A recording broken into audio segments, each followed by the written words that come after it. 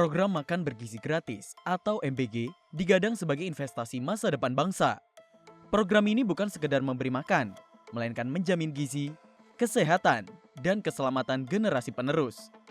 Namun, temuan makanan pabrikan dan ultra processed food dalam pelaksanaan MBG menjadi alarm keras bahwa program strategis ini masih menyisakan masalah serius.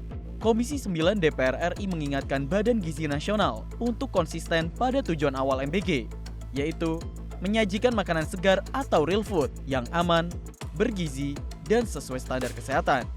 Pemberian makanan ultra proses bukan hanya bertentangan dengan prinsip gizi seimbang, tetapi juga berpotensi menggerus kesehatan anak-anak, ibu hamil, dan balita.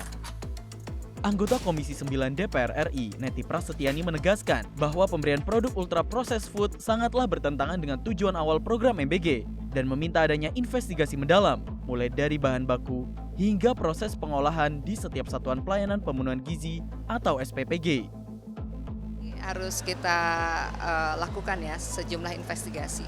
Apakah mulai dari bahan bakunya atau kemudian pengolahannya. Atau termasuk kita juga perlu memperhatikan masukan para ahli gizi yang kemudian mengingatkan berkali-kali agar menghindari ultra processed food ya, sehingga betul-betul tujuan pemenuhan gizi ini bisa dicapai ya.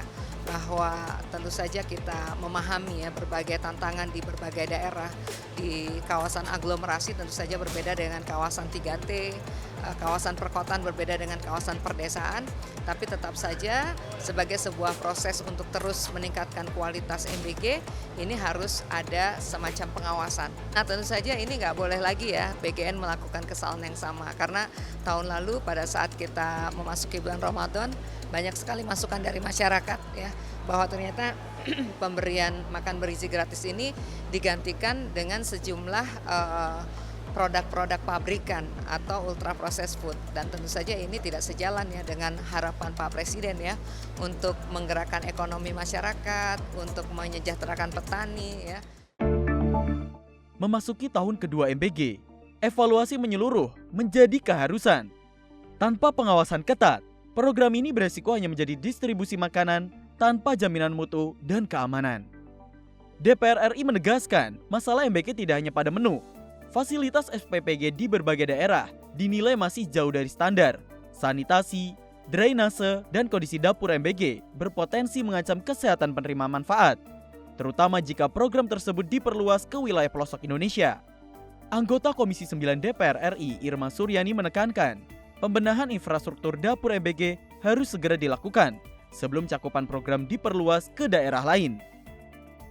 Nah, yang seperti ini jangan hanya sekedar SPPG tersebut bisa mencukupi, tapi harus sesuai dengan standar yang sudah dipersyaratkan ya, sanitasinya bagus, drainasenya bagus ya, ruangannya tidak pengap dan lain sebagainya, karena ini akan menjadi bom waktu nantinya, akan kembali terjadi keracunan kalau ini didiamkan.